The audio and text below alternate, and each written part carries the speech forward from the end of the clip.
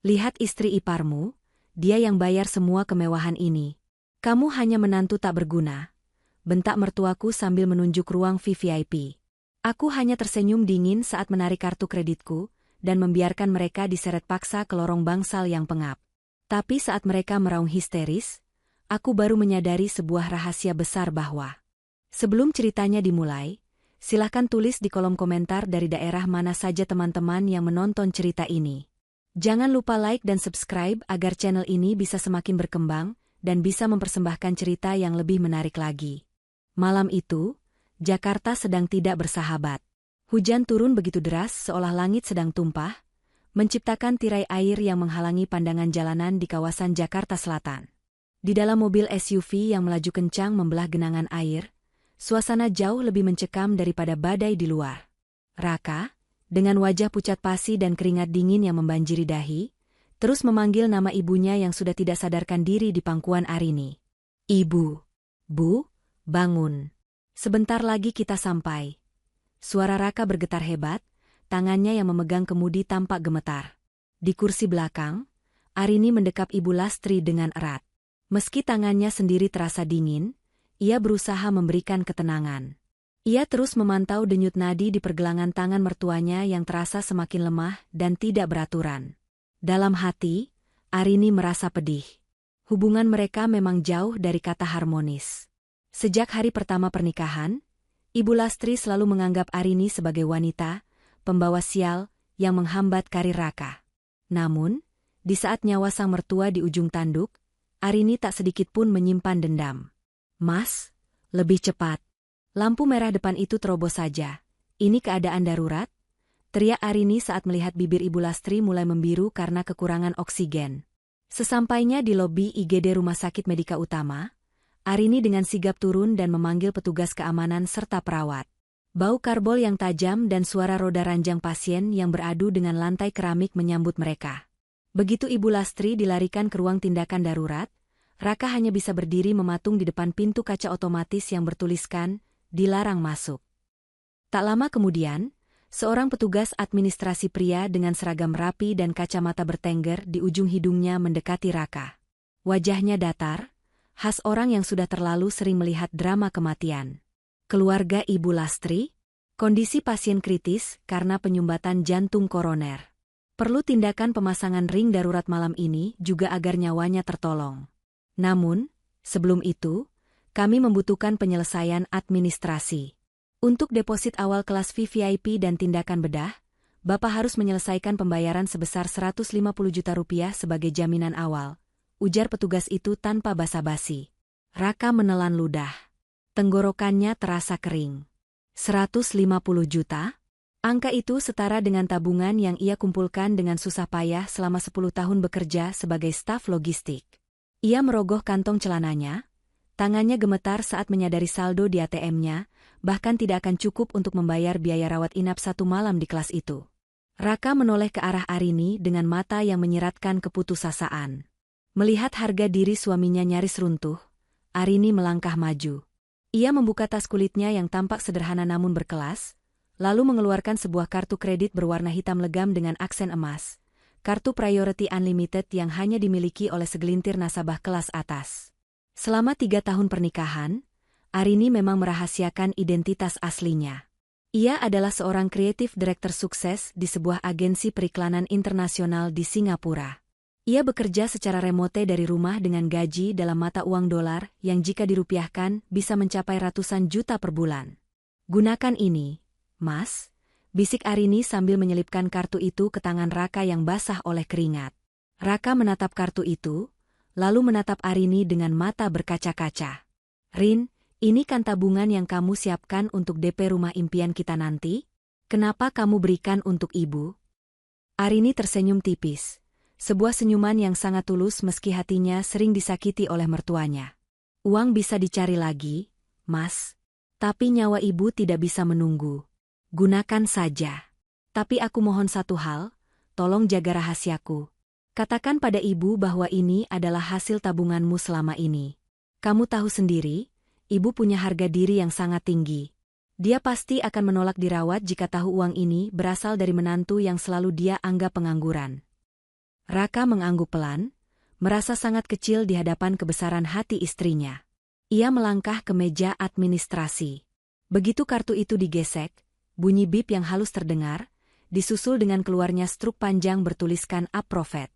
Petugas yang tadinya bersikap dingin seketika membungkuk hormat. Terima kasih, Pak Raka. Dana sudah masuk.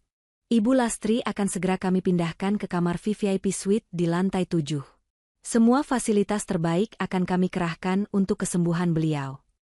Keesokan paginya, matahari bersinar cerah menembus jendela besar kamar VVIP nomor 701. Ruangan itu benar-benar mewah. Ada ruang tamu terpisah dengan sofa kulit Italia, televisi layar datar berukuran 60 inci, dan balkon luas yang menyuguhkan pemandangan gedung-gedung pencakar langit Jakarta. Ibu Lastri sudah siuman. Ia bersandar di bantal bulu angsa yang sangat empuk, menatap sekeliling ruangan dengan tatapan kagum sekaligus bangga. Tak lama kemudian, pintu kamar terbuka dengan suara yang cukup keras. Siska, istri dari Bimo, adik bungsu Raka, masuk dengan langkah yang dibuat-buat anggun, seolah-olah dia adalah seorang selebriti yang sedang berjalan di karpet merah. Ia mengenakan kacamata hitam di atas kepala dan menjinjing tas bermerek yang logonya sengaja ia arahkan ke depan agar semua orang bisa melihatnya. Ya ampun, ibu sayang. Siska hampir pingsan pas dengar ibu masuk rumah sakit. Siska langsung menghambur keranjang ibu Lastri, mengabaikan Arini yang sedang sibuk memotong buah pir di sudut ruangan. Siska semalaman gak bisa tidur. Bu. Siska langsung telepon kolega Siska, salah satu petinggi di grup rumah sakit ini, untuk memastikan ibu dapat kamar paling mewah dan pelayanan paling nomor 1 di sini. Ibu Lastri tersenyum lebar, ia menggenggam tangan Siska dengan penuh kasih sayang. Oh, Siska, ibu sudah duga.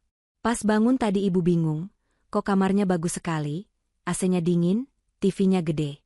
Ibu pikir Raka yang urus, tapi mana mungkin dia sanggup.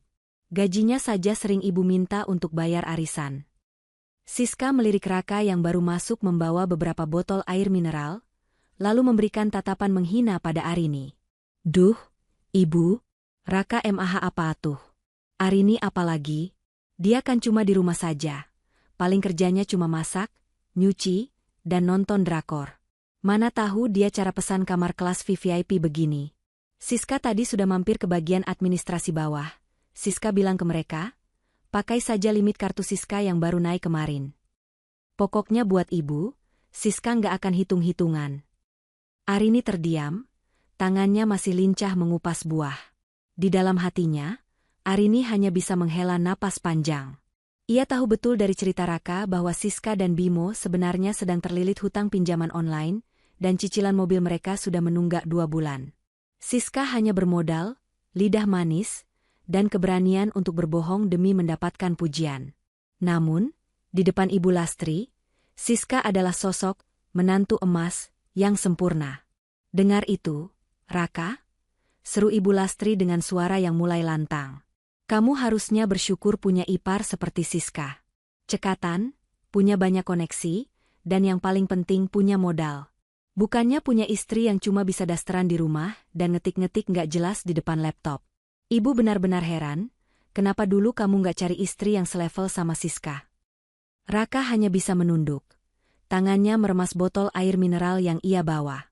Ia ingin sekali berteriak bahwa Arinilah yang sebenarnya membayar deposit 150 juta itu, namun janji pada istrinya membuat ia tetap membisu. Sementara itu, Siska semakin menjadi-jadi. Ia mulai memesan berbagai makanan mewah lewat aplikasi ojek online, memamerkannya di depan Ibu Lastri, dan bersikap seolah-olah ia adalah pemilik rumah sakit tersebut.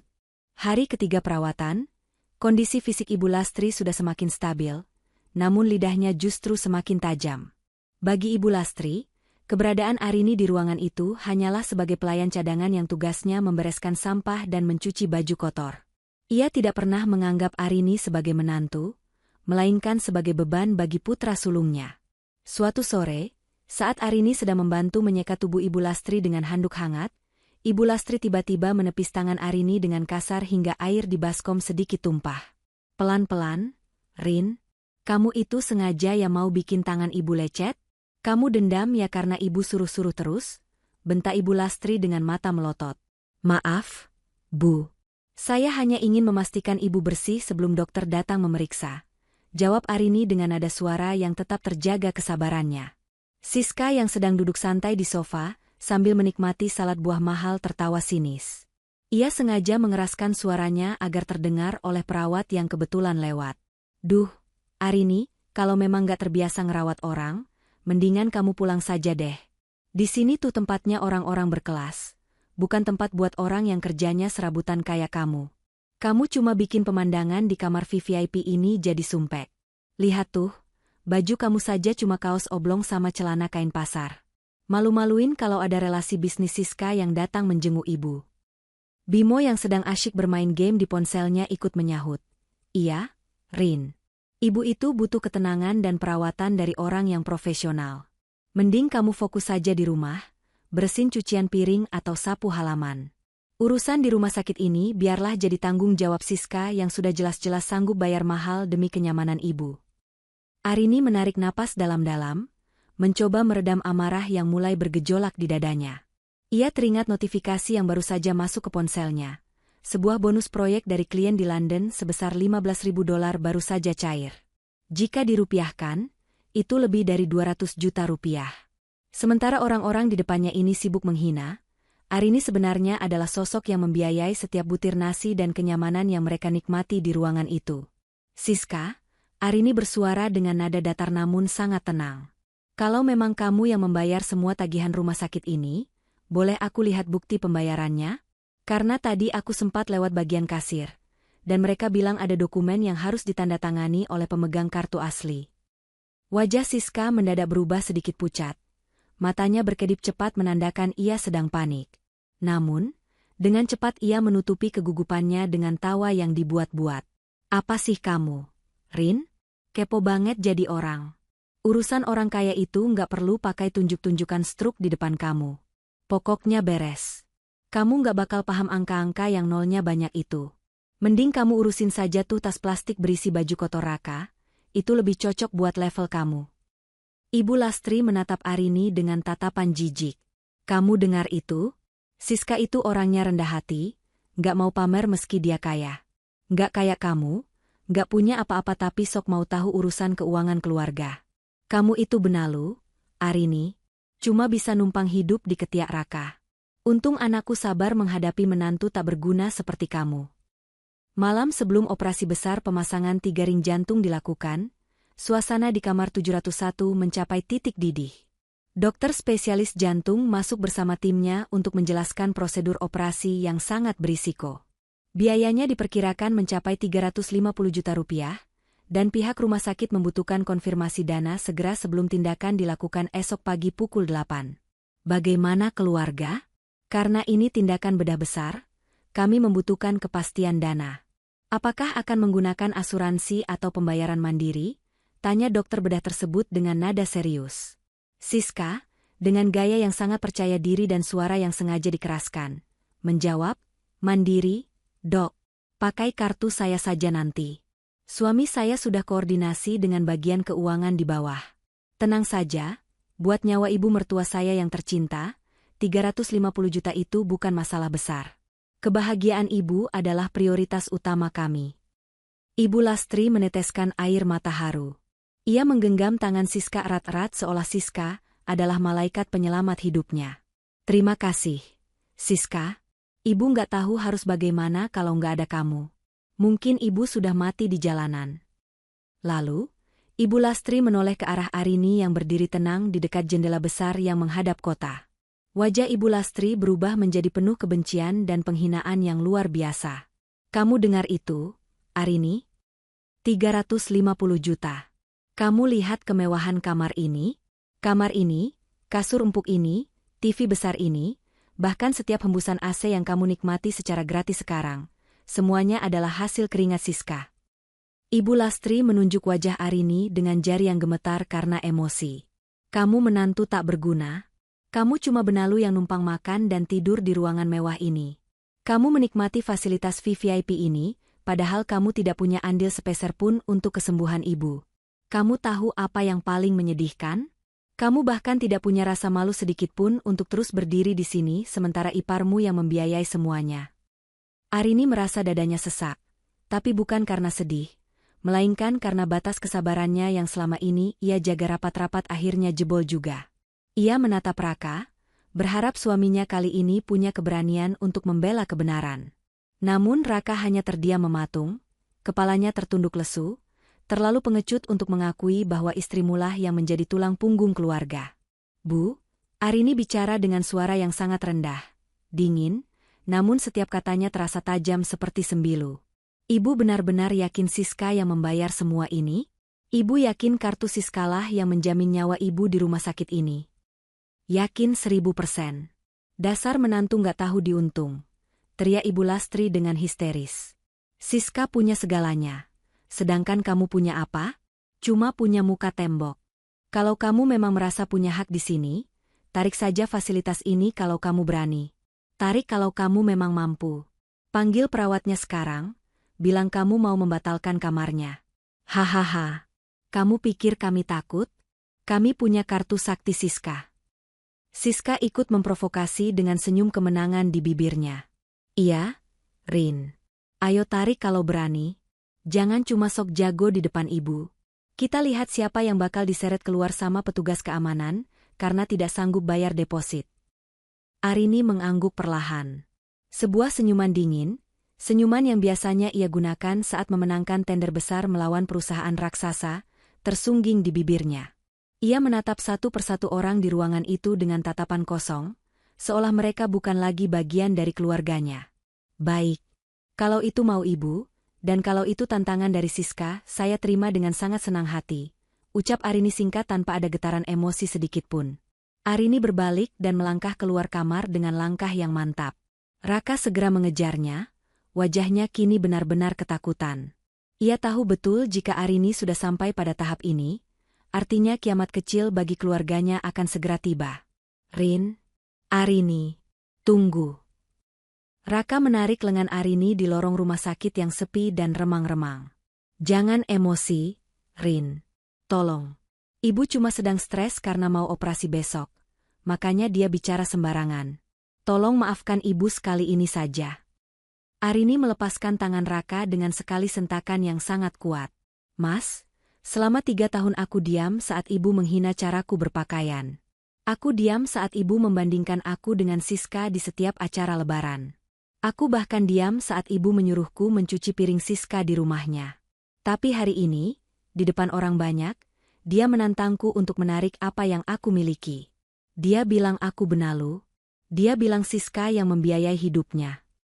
Arini mengeluarkan ponselnya dari saku. Ia menekan nomor layanan prioritas Bank Pusat. "Halo, saya Arini Wulandari. Tolong batalkan semua otorisasi pembayaran otomatis untuk Rumah Sakit Medika Utama, atas nama pasien Lastri Sumiati. Ya, termasuk deposit 150 juta yang sudah masuk tempo hari, tolong tarik kembali ke rekening utama saya sekarang juga. Terjadi sengketa pembayaran oleh pihak ketiga," ucap Arini dengan suara tegas yang bergema di lorong. Raka menutup mulutnya dengan tangan, tubuhnya bergetar hebat. "Rin, apa yang kamu lakukan? Tanpa deposit itu, ibu akan langsung dipindahkan ke bangsal kelas bawah. Ibu ingin bukti siapa yang sebenarnya berkuasa di kamar VVIP itu, Mas. Sekarang dia akan mendapatkannya secara nyata," lanjut Arini dingin. Ia kembali bicara ke ponselnya. "Satu lagi, blokir semua kartu tambahan atas nama Raka. Mulai detik ini, tidak ada 1 rupiah pun dari hasil keringatku yang boleh digunakan oleh keluarga ini, sampai mereka tahu bagaimana cara menghargai seorang manusia." Arini mematikan ponselnya dan menatap Raka untuk terakhir kalinya malam itu. "Malam ini aku menginap di hotel. Silakan kamu temani ibu dan menantu emas, kesayangannya itu. Kita lihat, apakah kartu Siska yang dia banggakan itu bisa menanggung biaya operasi 350 juta saat pihak administrasi datang menagih dalam waktu kurang dari 10 menit. Arini berjalan pergi tanpa menoleh lagi. Suara langkah sepatunya yang tegas menghilang di balik pintu lift, meninggalkan Raka yang gemetar sendirian di lorong. Di dalam kamar 701, Ibu Lastri dan Siska masih tertawa-tawa membicarakan betapa puasnya mereka telah mengusir Arini. Mereka tidak menyadari bahwa di meja administrasi lantai bawah, lampu indikator merah baru saja berkedip pada data pasien Lastri Sumiati, menandakan status pembayaran dibatalkan. Pembalasan Arini telah dimulai, dan badai yang sesungguhnya akan menyapu mereka esok pagi. 10 menit setelah Arini melangkah keluar dari lift rumah sakit dengan langkah yang begitu tenang namun mematikan, suasana di pusat kendali administrasi Rumah Sakit Medika Utama berubah menjadi kacau. Di lantai dasar, tepatnya di ruangan ber-AC yang dingin dengan deretan komputer canggih, seorang pria parubaya bernama Pak Hendra, kepala bagian keuangan, sedang menyesap kopi hitamnya. Tiba-tiba, monitor di depannya berkedip merah dengan suara peringatan yang nyaring. Sebuah baris data pasien berkedip-kedip seolah memberi tanda bahaya. Pasien, Lastri Sumiati, room 701, VIP Suite, status, void transaction. Apa ini? Pak Hendra mengerutkan kening. Ia mendekatkan wajahnya ke layar. Transaksi deposit 150 juta ditarik kembali? Sengketa identitas pembayaran oleh pemegang kartu utama? Ia segera memanggil staf juniornya, Rudy. Rudy, cek data pasien kamar 701. Kenapa dana depositnya bisa hilang dari sistem? Ini bukan cuma gagal gesek. Ini penarikan dana oleh pemilik kartu secara paksa lewat pusat bank melalui fitur pengaduan darurat. Rudy dengan cepat mengetik di keyboard dengan suara gemertak yang cepat. Benar, Pak. Ada pembatalan otorisasi dari pihak Arini Wulandari, pemilik kartu priority yang menjamin pasien. Dan bukan cuma itu, Pak. Semua tagihan berjalan selama 3 hari ini, termasuk biaya dokter spesialis yang bolak-balik, obat-obatan impor cair yang harganya selangit, dan pesanan makanan premium dari kantin khusus, totalnya sudah mencapai 47 juta rupiah. Dan sekarang, tagihan itu menggantung tanpa penjamin. Pak Hendra menghela napas panjang, raut wajahnya berubah menjadi sangat tegas. Di rumah sakit mewah seperti ini, uang adalah napas bagi pelayanan. Segera hubungi perawat di lantai 7. Kirim tim penagihan. Jangan biarkan mereka memesan layanan apapun lagi, bahkan segelas air minum pun jangan. Jika dalam 1 jam keluarga tidak bisa menunjukkan uang tunai atau kartu baru dengan saldo yang cukup, jalankan prosedur degradasi paksa. Pindahkan pasien ke bangsal kelas terendah, untuk menekan kerugian rumah sakit. Dan satu lagi, batalkan semua persiapan tim bedah untuk operasi jantung besok pagi. Kita tidak bisa mengambil risiko bedah senilai 300 juta lebih tanpa jaminan uang muka yang masuk rekening rumah sakit. Sementara itu, di kamar 701, suasana masih tampak seperti surga bagi orang-orang di dalamnya. Siska sedang duduk bersandar di sofa kulit, kakinya diangkat ke meja kopi dengan gaya yang sangat tidak sopan, sementara jemarinya sibuk memilih menu makan malam di aplikasi ponsel. Ibu mau makan apa malam ini? Siska lihat ada restoran Jepang baru yang buka cabang di sini. Sashimi salmon atau wagyu steak? Tenang saja, Bu, Siska yang tanggung semua. Kartu Siska ini limitnya nggak bakal habis cuma buat makan mewah tiap hari. Ibu tinggal bilang saja mau apa, ucap Siska dengan nada angkuh yang sengaja dikeraskan agar Raka mendengar. Ibu Lastri tertawa kecil, wajahnya tampak sangat puas dan penuh kemenangan. Duh, Siska, ibu benar-benar merasa beruntung. Coba bayangkan kalau ibu cuma ditemani Arini. Mungkin sekarang ibu cuma disuruh makan bubur hamba rumah sakit sambil dengerin dia ngeluh soal harga paket data atau token listrik. Terima kasih ya, kamu benar-benar menantu idaman yang mengangkat derajat keluarga ini. Raka masuk ke kamar dengan langkah gontai seperti orang yang kehilangan arah. Wajahnya pucat pasi, matanya merah dan sembab. Ia menatap ibunya, lalu menatap Siska dengan pandangan yang penuh rasa takut, penyesalan, dan kemarahan yang tertahan. Raka, kamu kenapa? Kok mukanya kayak orang habis lihat hantu atau habis ditagih hutang? Tegur Ibu Lastri dengan nada mengejek. Raka hendak bicara, namun lidahnya terasa keluh. Pikirannya masih dipenuhi bayangan Arini yang menelepon Ban dengan suara sedingin es. Belum sempat Raka menjawab, pintu kamar diketuk dengan sangat keras, ketukan yang sama sekali tidak memiliki unsur ramah tamah. 2 orang perawat senior berpakaian seragam biru ketat masuk dengan membawa map hitam dan sebuah mesin EDC portable, didampingi oleh seorang petugas keamanan pria bertubuh tegap. Mohon maaf, Bapak Raka dan Ibu Siska, ujar perawat senior itu dengan nada yang sangat dingin, profesional, dan sedikit meremehkan. Kami mendapatkan pemberitahuan mendesak dari bagian keuangan. Dana deposit atas nama pasien Ibu Lastri telah ditarik kembali oleh pihak bank atas instruksi pemilik kartu, Ibu Arini Wulandari. Saat ini, posisi saldo jaminan Anda adalah 0 rupiah. Siska tersedak tawanya sendiri. Ia berdiri dari sofa dengan wajah yang mulai berkeringat dingin. Apa? Ditarik? Jangan bercanda. Mungkin sistem rumah sakit kalian yang kuno dan perlu di-upgrade. Coba cek lagi, saya ini menantu kesayangan Ibu Lastri, saya punya banyak uang. Sistem kami tidak pernah salah, Mbak. Jawab perawat itu tenang namun menusuk. Tagihan yang sudah berjalan sebesar Rp47.800.000 harus segera dilunasi malam ini juga.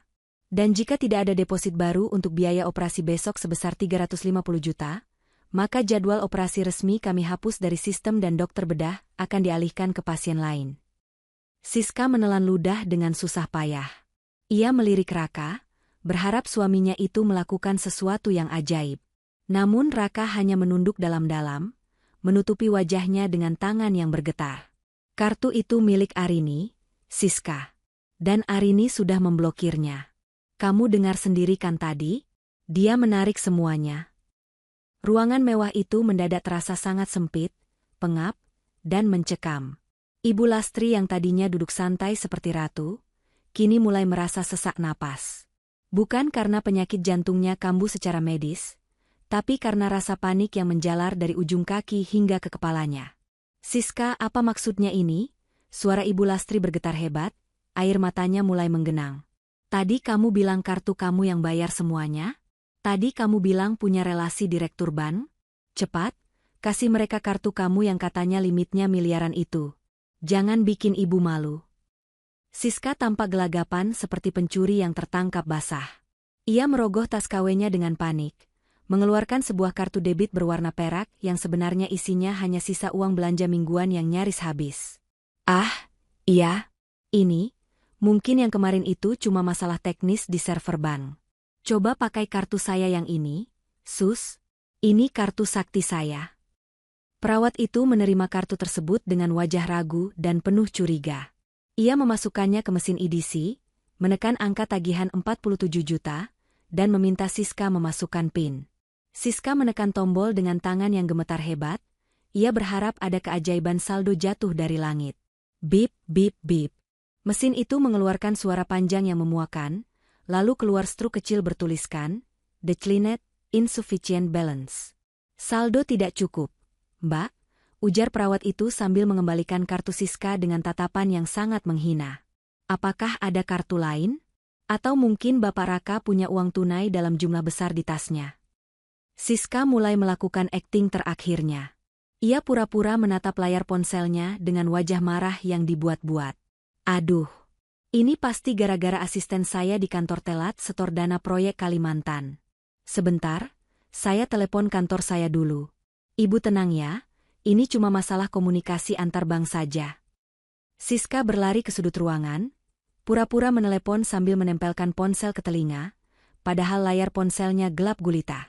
Ia hanya menatap tembok sambil menangis tanpa suara, menyadari bahwa kebohongannya telah mencapai garis finish. Ibu Lastri mulai menangis histeris, suaranya melengking memenuhi ruangan VVIP itu. Raka, lakukan sesuatu. Jangan cuma diam kayak patung. Panggil Arini, telepon dia, suruh dia balik ke sini sekarang juga dan bayar semuanya. Katakan ibu minta maaf, atau katakan apa saja yang penting dia bayar.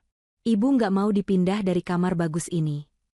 Raka mengangkat kepalanya, matanya menatap tajam dan dingin ke arah ibunya. Panggil Arini, Bu. Setelah ibu lempar gelas ke dia tadi sore, setelah ibu bilang dia benalu dan menantu tak berguna di depan dokter, setelah ibu tantang dia untuk menarik semua fasilitasnya karena merasa ada Siska yang kaya raya, Arini sudah pergi, Bu. Dia bukan hanya pergi dari rumah sakit ini, tapi dia pergi dari kehidupan kita. Dia sudah muak. Bimo yang sejak tadi asyik bermain ponsel dan merasa aman, kini ikut panik luar biasa. Mas Raka, jangan gitu dong. Ini soal nyawa ibu. Siska, cepat dong. Katanya kamu punya tabungan rahasia hasil proyek pengadaan barang itu? Mana? Tunjukkan sekarang. Siska berbalik dengan wajah yang hancur, maskaranya luntur terkena air mata, membuatnya tampak mengerikan. Uang apa? Bimo? Proyek apa? Semuanya itu cuma karangan aku supaya ibu seneng sama aku. Supaya ibu nggak rendahin aku terus. Kamu sendiri tahu kan kartu aku itu saldonya nggak pernah lebih dari 5 juta. Uang kita habis buat gaya hidup dan cicilan mobil yang nunggak 2 bulan. Kita ini miskin, Bimo. Kita cuma pura-pura. Mendengar pengakuan jujur Siska yang meledak di tengah kepanikan itu, Ibu Lastri merasa seperti dipukul godam tepat di ulu hatinya. Ia menatap Siska dengan pandangan tidak percaya, seolah-olah wanita di depannya adalah orang asing. Jadi selama ini kamu bohongi ibu?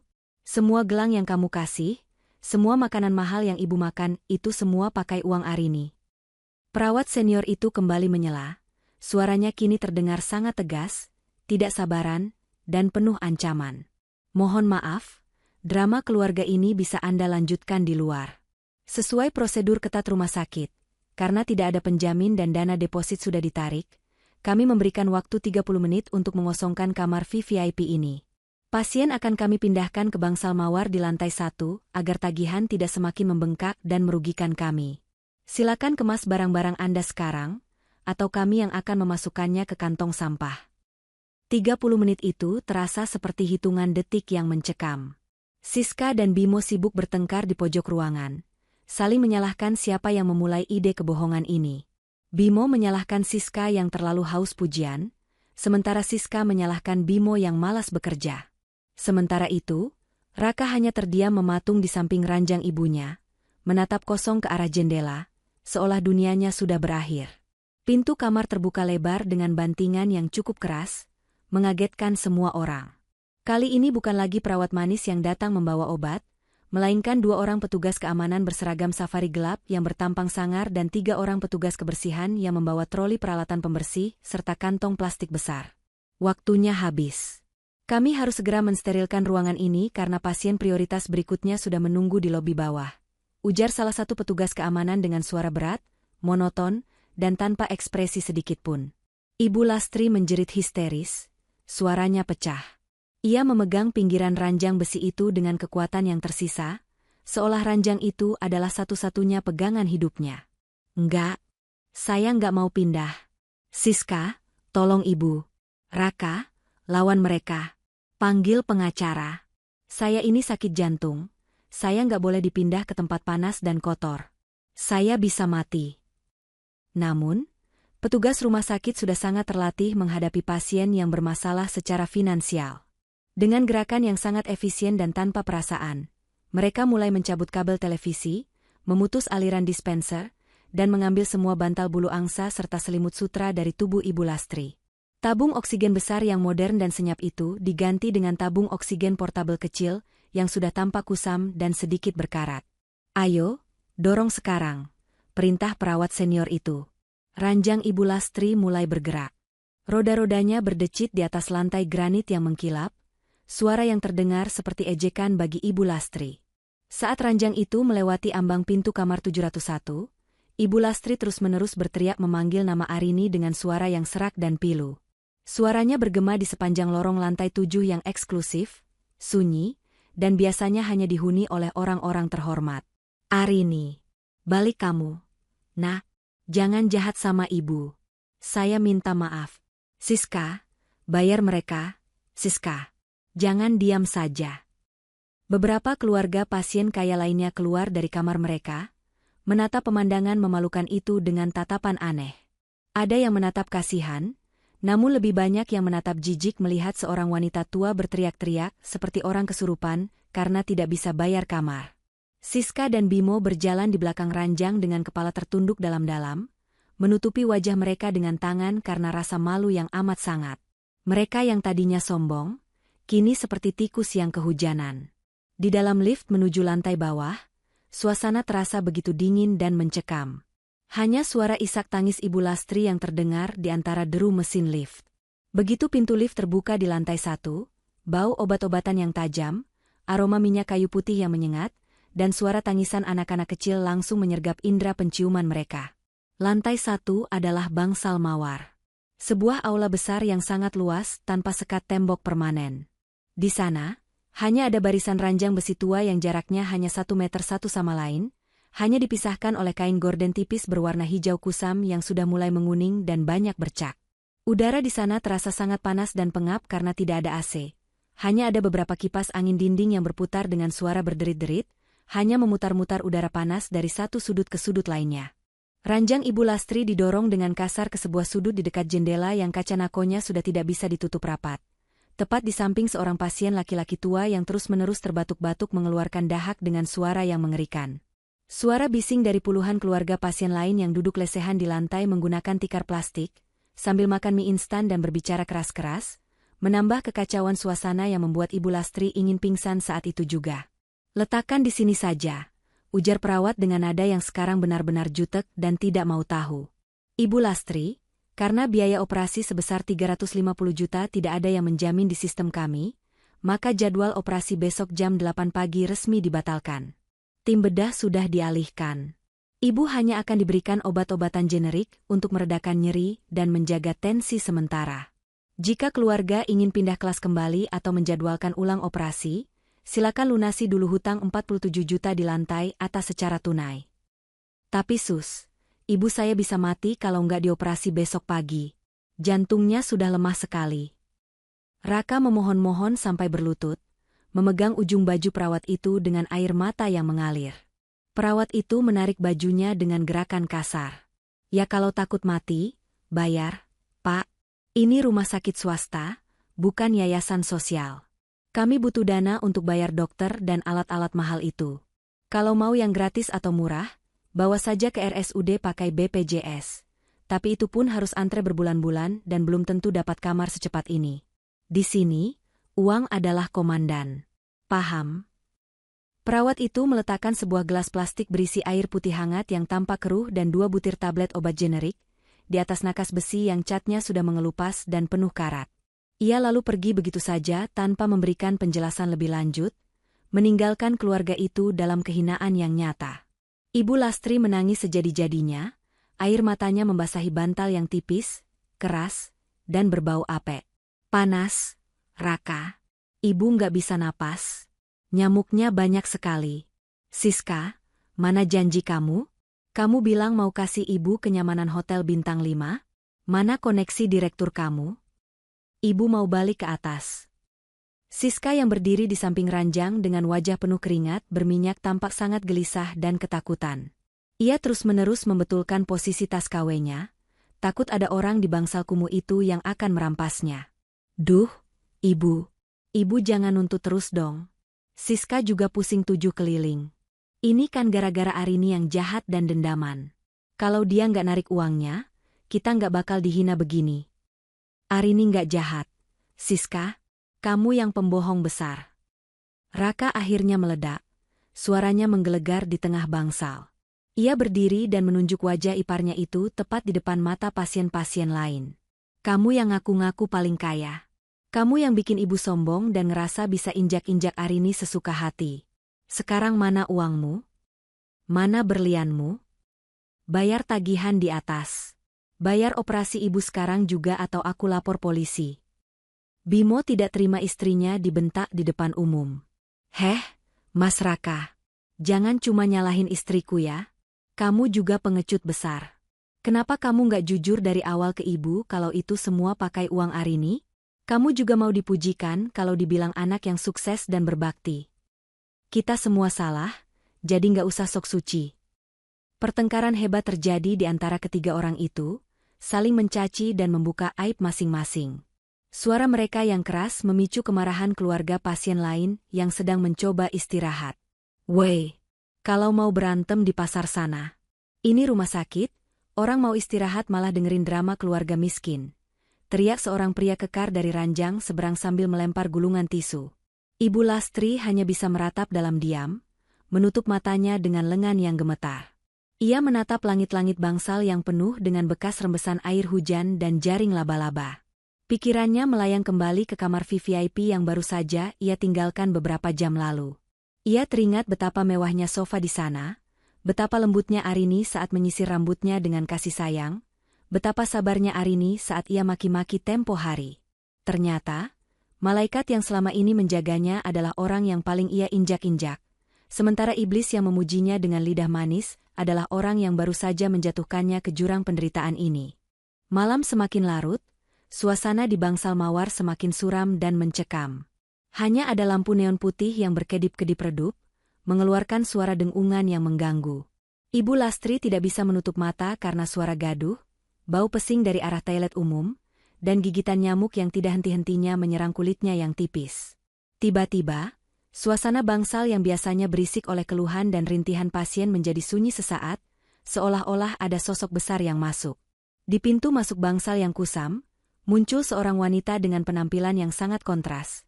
Bahkan terlihat seperti editan foto jika disandingkan dengan lingkungan sekitarnya. Arini datang. Ia tidak lagi memakai daster atau baju rumahan. Ia mengenakan setelan blazer berwarna biru dongker yang sangat elegan, sepatu hak tinggi yang bunyinya beradu tegas dengan lantai semen klak-klak-klak, dan sebuah tas tangan branded asli yang harganya mungkin bisa membayar seluruh biaya operasi Ibu Lastri 3 kali lipat. Ia berjalan dengan anggun, kepalanya tegak, didampingi oleh seorang pria berseragam kantor rapi yang membawa sebuah tas kerja berisi dokumen. Semua orang di bangsal itu menoleh, menatap Arini dengan tatapan takjub, seolah-olah dia adalah seorang putri bangsawan yang tersesat di perkampungan kumuh. Arini berhenti tepat di ujung ranjang Ibu Lastri. Ia tidak mendekat, ia hanya berdiri di sana, menatap mertuanya dengan pandangan yang sangat dingin, tanpa ekspresi sedih, tanpa kemarahan yang meluap, namun juga tanpa belas kasihan.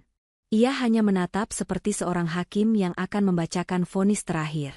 Arini. Suara Ibu Lastri serak. Ia mencoba menggapai tangan Arini dengan jarinya yang lemah. Rini, kamu datang, nak. Tolong ibu, Rini. Ibu mau pulang ke kamar yang tadi. Ibu nggak tahan di sini. Panas sekali, Rini. Ibu takut mati di tempat ini. Ibu janji bakal sayang sama kamu. Arini tidak menyambut tangan itu.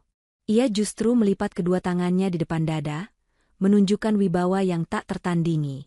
Bagaimana udaranya di sini, Bu? Cukup merakyat, bukan? Sesuai dengan apa yang Ibu banggakan tadi siang saat menyebut saya menantu tak berguna dan benalu? Bukankah Ibu bilang tadi di ruang VVIP bahwa udara yang saya hirup adalah milik Siska? Nah, sekarang silakan hirup udara di sini, ini baru benar-benar gratis. Rin, maafkan Ibu. Ibu hilaf. Ibu bodoh. Siska yang bilang dia punya uang banyak. Ibu cuma percaya saja karena dia sering pamer. Tangis Ibu Lastri pecah lagi, air matanya membasahi bantal kusamnya. Arini melirik ke arah Siska dan Bimo yang kini mencoba bersembunyi di balik tiang ranjang dan gorden hijau, karena malu dan takut. Siska? Oh, iparku yang hebat itu? Siska, kenapa kamu masih ada di bangsal kelas 3 ini? Kenapa kamu tidak pindahkan ibu ke rumah sakit terbaik di Singapura, atau Amerika sekarang juga? Katanya koneksimu banyak? Katanya limit kartumu tidak terhingga? Mana bukti kesuksesan yang kamu agung-agungkan itu? Siska tidak berani mengangkat wajahnya sedikitpun. Ia hanya menatap ubin lantai yang retak, air matanya menetes ke lantai semen yang kotor. Arini kemudian mengeluarkan sebuah kartu nama berwarna hitam dari tasnya dan meletakkannya dengan perlahan di atas nakas besi yang berkarat, tepat di samping gelas plastik air putih tadi. Besok pagi jam 8 adalah batas akhir. Jika sampai jam 8 pagi uang 350 juta itu tidak ada di meja kasir rumah sakit ini, maka jadwal operasi jantung ibu resmi dibatalkan selamanya. Dan saya baru saja bicara dengan dokter jantung, kondisi katup jantung ibu hanya punya waktu kurang dari 48 jam sebelum semuanya berhenti berfungsi. Rini, tolong bayar, Rini. Kamu kan kaya. Jangan sejahat itu sama mertua sendiri. Teriak Bimo dari kejauhan dengan nada putus asa yang menyedihkan. Arini tersenyum, jenis senyum yang sangat tipis namun membuat bulu kuduk semua orang yang melihatnya berdiri. Aku kaya karena aku bekerja keras. Bimo.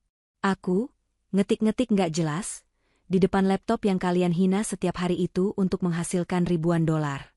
Dan uang itu terlalu berharga untuk dibuang begitu saja pada orang-orang yang bahkan tidak tahu cara mengejak kata, terima kasih. Arini berbalik, bersiap untuk pergi dari tempat yang ia anggap pengap itu. Namun ia berhenti sejenak dan menoleh sedikit ke arah Ibu Lastri yang masih meraung memanggil namanya. Satu hal lagi, Bu, besok pagi, saya akan datang lagi jam 9.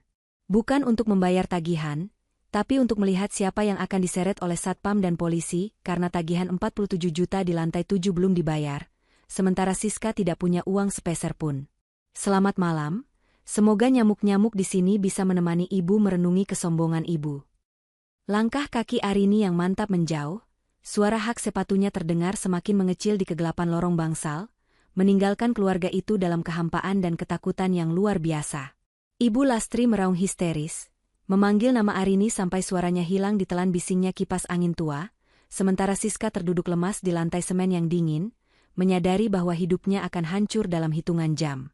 Malam itu, bangsal mawar menjadi saksi bisu bagaimana sebuah kesombongan yang dibangun di atas kebohongan runtuh dengan cara yang paling memilukan. Cahaya matahari pagi yang menerobos masuk melalui celah-celah jendela nako bangsal mawar tidak membawa kehangatan bagi Ibu Lastri. Justru, cahaya itu terasa seperti silet yang mengiris matanya yang sembab, karena tidak bisa memejamkan mata sedetik pun sepanjang malam. Udara di bangsal kelas 3 itu semakin pengap, bercampur dengan bau minyak kayu putih yang menyengat, aroma sisa makanan dari keluarga pasien lain, dan suara erangan pasien di ranjang sebelah yang saling bersahutan tanpa henti. Ibu Lastri menatap langit-langit bangsal yang penuh bercak bekas rembesan air hujan yang menghitam. Pikirannya melayang pada kenyataan pahit bahwa 1 jam lagi adalah batas waktu operasinya. Ia merasa seperti narapidana yang menunggu lonceng eksekusi mati. Jam berapa sekarang, Raka? Suara Ibu Lastri terdengar sangat parau, nyaris tidak keluar dari tenggorokannya yang kering dan terasa tercekik. Raka, yang duduk di kursi plastik biru tanpa sandaran di samping ranjang, melihat jam tangannya dengan tangan yang gemetar hebat. Wajahnya tampak kuyu, dengan janggut tipis yang mulai tumbuh liar. Jam 7 pagi lewat 5 menit, Bu. Sabar ya, Bu. Ibu Lastri memejamkan mata rapat-rapat, mencoba menahan air mata yang kembali mendesak keluar. 1 jam lagi. Hanya tersisa 60 menit sebelum tim bedah di lantai, atas menghapus namanya dari daftar jadwal operasi jantung, dan memberikan kesempatan hidup itu kepada pasien lain yang lebih punya uang. Ia melirik ke arah Siska yang meringkuk di atas tikar plastik tipis di lantai semen yang dingin dan lembab. Wajah menantu kesayangannya itu tampak sangat berantakan. Riasan wajah yang kemarin begitu tebal kini luntur dan meninggalkan lingkaran hitam yang kontras dengan kulitnya yang pucat. Siska bangun. Siska? Panggil Ibu Lastri dengan sisa tenaganya, suaranya mengandung keputusasaan yang mendalam. Siska mengerang, tubuhnya terasa kaku dan pegal karena tidur di lantai tanpa alas yang layak. Ia duduk sambil memegangi pinggangnya, wajahnya tampak gusar. Apalagi sih, Bu? Siska capek banget. Dari semalam nyamuknya nggak berhenti-berhenti menyerang. Siska nggak biasa tidur di tempat kumuh begini. Operasi ibu tinggal 1 jam lagi, Siska. Kamu sudah dapat pinjaman uang dari teman-teman hebatmu itu? Atau teman direktur bank kamu itu sudah bisa dihubungi? Ibu takut. Siska, ibu nggak mau mati di sini? Tanya Ibu Lastri dengan binar harapan terakhir yang sangat rapuh di matanya. Siska terdiam, lidahnya seolah keluh. Ia pura-pura sibuk mengutak-atik ponselnya yang sebenarnya terus-menerus bergetar, karena panggilan dari nomor-nomor yang tidak dikenal. Siska tahu, itu adalah panggilan dari para penagih hutang yang mulai kehilangan kesabaran. Tiba-tiba, ponsel Siska berdering sangat keras dengan nada dering yang melengking. Karena kaget, ia tidak sengaja menekan tombol loudspeaker saat hendak mematikan volumenya. Hei Siska, mana janji kamu? Hari ini jatuh tempo cicilan mobil dan pinjaman kantor. Kalau dalam 2 jam tidak ada transferan masuk, kami datang ke rumah mertua kamu untuk sita barang. Jangan coba-coba lari atau keluargamu akan malu besar. Suara pria di seberang telepon itu terdengar sangat kasar, menggelegar memenuhi sudut bangsal dan membuat beberapa keluarga pasien lain menoleh dengan tatapan penuh selidik. Wajah Siska seketika pucat seperti mayat yang sudah seminggu di dalam es. Ia buru-buru mematikan ponselnya, tapi nasi sudah menjadi bubur yang basi. Ibu Lastri dan Raka sudah mendengar setiap kata ancaman yang diteriakkan penagih hutang itu. Sita barang rumah ibu? Pinjaman kantor apa lagi, Siska? Suara Ibu Lastri meninggi, diikuti dengan batu kering yang menyakitkan di dadanya, membuatnya harus memegangi jantungnya. Siska, jelaskan pada ibu sekarang juga. Apa maksudnya orang itu bilang mau sita barang rumah? Bimo, yang baru saja kembali dari arah kantin luar dengan membawa beberapa bungkus roti murah dan 2 gelas plastik teh tawar yang sudah dingin, terkejut melihat suasana tegang di sekitar ranjang ibunya. Ada apa ini? Kok ibu teriak-teriak pagi begini? Tensinya bisa naik lagi dan jantung ibu bisa kolaps kalau begini terus. Tanya sama istrimu yang pintar berbohong itu, Bimo, bentak Raka yang sudah tidak bisa lagi membendung emosinya yang meluap. Raka berdiri dan dengan kasar merebut ponsel dari tangan Siska yang masih mematung. Ini apa? Siska? Chat dari pinjaman online sebanyak ini? Tagihan menunggak 90 hari? Dan ini foto apa yang kamu simpan di galeri? Raka memutar layar ponsel itu ke arah Bimo dan Ibu Lastri dengan tangan yang bergetar. Di sana, terlihat sebuah foto sertifikat tanah dan rumah milik Ibu Lastri yang dikirimkan melalui aplikasi pesan singkat kepada seseorang yang dinamai pencairan dana cepat. Ibu Lastri yang melihat foto sertifikat rumahnya ada di ponsel Siska, langsung merasa jantungnya seperti diremas dengan tangan besi. Itu adalah sertifikat satu-satunya rumah peninggalan almarhum suaminya, satu-satunya tempat ia bernaung di masa tua dan tempat ia membesarkan kedua anaknya. Siska, kamu benar-benar curi sertifikat itu dari lemari rahasia ibu saat ibu sedang sakit tempo hari. Tanya Ibu Lastri dengan suara yang bergetar hebat karena kombinasi rasa marah, kecewa, dan takut yang luar biasa. Air matanya menetes satu-satu, membasahi kain spray bangsal yang kasar. Siska akhirnya pecah dalam tangis yang histeris dan memilukan. Kali ini bukan tangis buatan untuk mencari simpati. Maaf, Bu, Bimo yang minta. Katanya buat modal proyek pengadaan barang di kantor barunya, tapi ternyata Bimo ditipu oleh temannya sendiri, dan uangnya habis dipakai untuk gali lubang tutup lubang hutang judi online-nya Bimo yang sudah menumpuk. Siska terpaksa melakukan itu, Bu. Siska takut rumah kita didatangi preman kalau tidak segera kasih jaminan tambahan. Kamu jahat, Siska. Kamu pembohong besar yang memakai topeng malaikat. Ibu Lastri memukul-mukul ranjang bangsalnya dengan sisa tenaga yang ia miliki, wajahnya memerah karena emosi yang meluap. Ternyata selama ini kamu maling di rumah ibu sendiri. Kamu makan dari rumah itu, berpakaian mewah dari hasil menipu, tapi kamu jual rumah itu diam-diam di belakang ibu. Bimo yang merasa terpojok, justru tidak merasa bersalah dan membela diri dengan cara yang sangat pengecut.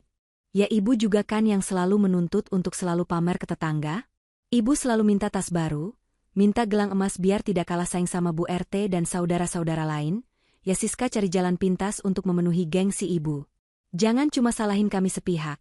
Ibu juga yang selama ini menikmati semua kemewahan palsu itu tanpa pernah bertanya dari mana uangnya berasal. Di tengah kekacauan keluarga yang sedang saling menelanjangi aib di tengah bangsal umum itu, seorang petugas administrasi rumah sakit dengan seragam rapi dan wajah datar, tanpa ekspresi datang membawa surat bermaterai di atas papan klip. Keluarga Ibu Lastri Sumiati, mohon maaf mengganggu waktunya.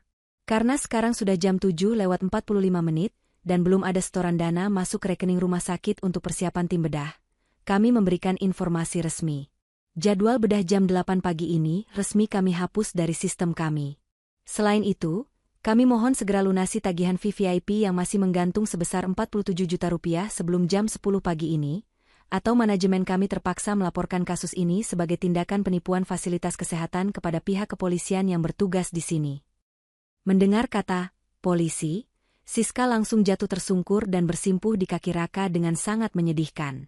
Mas Raka, tolong Siska. Tolong jangan biarkan Siska masuk penjara. Hubungi Arini, Mas.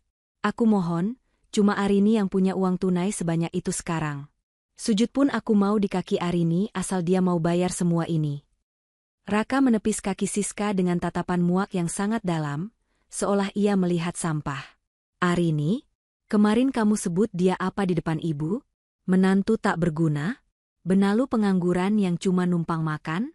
Sekarang kamu mau sujud di kaki orang yang harga dirinya kamu injak-injak seperti keset? Tepat pada pukul 9 pagi, saat bangsal mawar terasa seperti neraka dunia bagi keluarga Raka, Arini muncul. Penampilannya hari ini benar-benar menunjukkan siapa dia sebenarnya di dunia profesional. Ia tidak lagi memakai daster atau baju santai. Ia mengenakan kemeja sutra berwarna putih tulang yang jatuh dengan sempurna di tubuhnya, dan celana bahan hitam dengan potongan yang sangat elegan. Rambutnya digulung dengan gaya French twist yang profesional. Di belakangnya, Berdiri seorang pria parubaya mengenakan setelan jas abu-abu dan kacamata hitam. Pria itu adalah pengacara pribadi Arini yang sengaja ia bawa untuk membereskan semua ini secara hukum. Arini berhenti tepat di ujung ranjang Ibu Lastri. Suasana bangsal yang tadinya bising mendadak senyap. Orang-orang di ranjang sebelah seolah tertelan oleh wibawa yang dibawa Arini. Ibu Lastri tidak lagi berani menatap mata Arini secara langsung. Ia hanya bisa menunduk. Air matanya jatuh membasahi bantal kusamnya yang sudah berbau apek. "Bagaimana kabarnya pagi ini, Bu? Masih mau menunggu keajaiban atau koneksi dari Siska yang katanya hebat itu?" Tanya Arini dengan nada suara yang sangat tenang, dingin, namun penuh tekanan yang membuat bulu kuduk berdiri. "Rini." Ibu Lastri terisak pelan, tubuhnya gemetar. "Ibu salah, Rini. Ibu berdosa besar sama kamu selama bertahun-tahun ini. Tolong Ibu, Nak. Ibu tidak mau rumah Ibu disita preman. Ibu tidak mau mati di tempat pengap seperti ini. Tolong ampuni Ibu dan selamatkan Ibu." Arini melirik arah Siska dan Bimo yang berdiri kaku dan gemetar di pojok bangsal, dekat jemuran handuk pasien lain yang bau. "Siska, bagaimana dengan limit kartu miliaranmu yang kamu pamerkan kemarin? Masih belum bisa dipakai? Atau teman direktur bank kamu itu tiba-tiba hilang di telan bumi setelah tahu kamu tidak punya apa-apa?" Siska hanya bisa diam membisu. Wajahnya merah padam karena rasa malu yang tidak tertahankan. Air matanya terus mengalir tanpa suara. Arini kemudian memberikan kode pada pengacaranya. Pria itu mengeluarkan beberapa lembar dokumen tebal dari tas kulitnya dan meletakkannya dengan perlahan di atas meja nakas besi yang berkarat, tepat di samping gelas plastik air putih yang sudah dingin dan tidak tersentuh. "Ibu, saya bisa saja melunasi semua tagihan rumah sakit ini dalam 1 detik tanpa berpikir 2 kali. Saya bisa menebus sertifikat rumah Ibu yang digadaikan secara ilegal oleh kedua orang ini di belakang sana. Dan saya bisa memindahkan Ibu kembali ke ruang VVIP suite terbaik, serta menjadwalkan ulang operasi jantung paling lambat sore ini juga dengan tim dokter paling ahli," ucap Arini dengan suara yang tegas. Mendengar hal itu, mata Ibu Lastri seketika berbinar dengan harapan yang meluap, seolah ia baru saja melihat oase di tengah padang pasir. Namun, Arini belum selesai dengan kalimatnya. "Tapi, ada syarat yang sangat berat bagi Ibu dan bagi mereka berdua. Dan syarat ini tidak bisa ditawar 1 poin pun, atau saya akan pergi dari sini sekarang juga dan tidak akan pernah kembali," lanjut Arini dengan nada mengancam yang sangat nyata. "Apa, Rini? Apa saja? Ibu akan turuti semuanya. Ibu akan sujud di depanmu setiap hari kalau kamu mau," sahut Ibu Lastri dengan cepat. Ia sudah tidak peduli lagi dengan harga dirinya. Arini menunjuk dokumen di atas nakas dengan jarinya yang lentik. "Pertama, mulai detik ini, rumah itu bukan lagi milik Ibu secara hukum. Dokumen di depan Ibu adalah surat balik nama. Rumah itu akan menjadi hak milik saya sepenuhnya sebagai jaminan atas semua uang yang saya keluarkan untuk melunasi hutang-hutang konyol Bimo dan Siska. Ibu boleh tetap tinggal di sana sampai akhir hayat Ibu. Saya tidak akan mengusir Ibu, tapi Ibu tidak punya hak lagi untuk menggadaikan, menyewakan, atau memberikan kunci pada siapapun tanpa izin tertulis dari saya." Bimo hendak memotong dengan nada protes, "Tapi itu kan rumah warisan Bapak buat kami sebagai anak laki-laki." "Diam, Bimo." Suara Arini naik 1 oktav, sangat tajam dan membuat Bimo langsung menciut. "Kamu sudah menggadaikannya secara diam-diam demi judi online, dan memenuhi gengsi istrimu yang haus pujian. Kamu sudah kehilangan hak untuk menyebut kata warisan sejak kamu berani mencuri sertifikat itu dari lemari ibu kamu sendiri." Arini melanjutkan poin berikutnya dengan mata yang menyala. "Kedua, Siska dan Bimo harus keluar dari rumah itu paling lambat sore ini. Tidak boleh ada satupun barang mereka yang tertinggal di sana. Kalian berdua harus belajar hidup mandiri dari nol di kontrakan kecil tanpa memeras Ibu lagi. Dan ketiga, Ibu harus membuat video permintaan maaf secara jujur, mengakui semua kesalahan Ibu, dan mengirimkannya ke grup WhatsApp keluarga besar kita. Ibu harus mengakui di depan semua orang bahwa selama ini Arinilah yang menanggung beban keluarga, sementara Siska hanyalah seorang penipu yang Ibu agung-agungkan. Bagaimana, Bu? Nyawa Ibu atau gengsi Ibu?" Suasana di bangsal itu menjadi sangat hening selama beberapa menit, hanya suara derit kipas angin tua di langit-langit yang terdengar. Permintaan maaf secara terbuka di grup keluarga besar yang isinya ratusan orang adalah hal yang paling ditakuti oleh Ibu Lastri. Selama bertahun-tahun ini, Ia selalu membanggakan Siska sebagai menantu emas yang sukses di depan adik-adik dan saudara-saudaranya. Mengakui bahwa Siska adalah penipu dan Arini adalah sang penyelamat sama saja dengan menampar mukanya sendiri di depan publik dengan sangat keras. Namun, rasa nyeri yang semakin tajam di dada kirinya kembali menyerang dengan hebat, seolah mengingatkan Ibu Lastri bahwa detak jantungnya sedang berada dalam hitungan mundur yang sangat kritis. Ibu setuju, Rini. Ibu setuju semuanya tanpa kecuali. Lakukan apa saja. Nak, yang penting ibu selamat dan rumah peninggalan bapakmu itu tidak jatuh ke tangan orang asing. Tangis Ibu Lastri akhirnya pecah dengan suara yang menyedihkan. Ia mengambil pulpen yang disodorkan pengacara Arini dan menandatangani dokumen pengalihan hak milik dengan tangan yang sangat gemetar. Air matanya jatuh menodai kertas dokumen itu. Siska dan Bimo hanya bisa menatap pemandangan itu dengan pandangan nanar dan tubuh yang lemas. Mereka menyadari bahwa dalam hitungan menit, mereka tidak hanya kehilangan sumber uang yang selama ini mereka peras, tetapi juga kehilangan tempat bernaung yang nyaman. Begitu dokumen selesai ditandatangani dan disaksikan oleh pengacara, Arini langsung mengambil ponselnya dari saku blazernya. Ia menekan nomor direktur utama rumah sakit tersebut. Halo, dokter. Saya Arini Wulandari. Saya baru saja melakukan transfer penuh sebesar 500 juta rupiah ke rekening rumah sakit melalui layanan priority banking. Tolong segera pindahkan Ibu Lastri Sumiati kembali ke kamar VVIP Suite 701, dan siapkan tim bedah jantung terbaik untuk jam 2 siang ini. Saya tidak ingin ada alasan penundaan sedetik pun. Dalam waktu kurang dari 15 menit, segerombolan perawat dan petugas medis datang kembali ke bangsal mawar dengan langkah yang terburu-buru. Namun kali ini, sikap mereka berubah drastis seolah-olah Ibu Lastri adalah tamu kehormatan. Mereka datang dengan senyum paling ramah, membawa berbagai peralatan medis modern, dan ranjang dorong yang jauh lebih empuk dengan spray baru yang wangi. Mari, Ibu Lastri. Kami pindahkan kembali ke atas. Mohon maaf sebesar-besarnya atas ketidaknyamanan selama di bangsal ini ya, Bu, ujar perawat senior itu dengan nada yang sangat manis dan sopan, seolah kejadian semalam tidak pernah terjadi. Ibu Lastri menatap Arini dengan tatapan yang sangat dalam dan penuh rasa bersalah saat ranjangnya mulai didorong keluar dari bangsal mawar yang pengap. Arini hanya mengangguk kecil, memberikan tatapan yang tidak lagi penuh amarah, namun tetap dengan jarak yang tegas, menunjukkan bahwa hubungan mereka tidak akan pernah sama lagi. Saat melewati koridor lift, mereka berpapasan dengan Siska dan Bimo yang sedang memasukkan baju-baju mereka ke dalam tas belanja plastik besar dengan wajah yang kuyu. Siska menatap Arini dengan tatapan penuh kebencian dan iri hati, namun Arini hanya membalasnya dengan senyuman tipis yang sangat menyakitkan, senyuman seorang pemenang. Ingat satu hal, Siska, bisik Arini saat mereka berpapasan tepat di depan pintu lift yang terbuka. Berlian yang asli tidak perlu berteriak di tengah pasar untuk menunjukkan kilaunya. Sedangkan kaca yang pecah seperti kamu, hanya akan melukai orang yang mencoba menggenggamnya terlalu erat. Mulai hari ini, carilah kehidupanmu sendiri di luar sana. Jangan pernah berani menginjakan kaki di rumah saya lagi, atau saya tidak akan segan-segan membawa kasus pencurian sertifikat ini ke jalur hukum. Siska hanya bisa mematung. Lidahnya terasa keluh sementara air matanya kembali mengalir melihat kemewahan yang kini benar-benar tertutup baginya.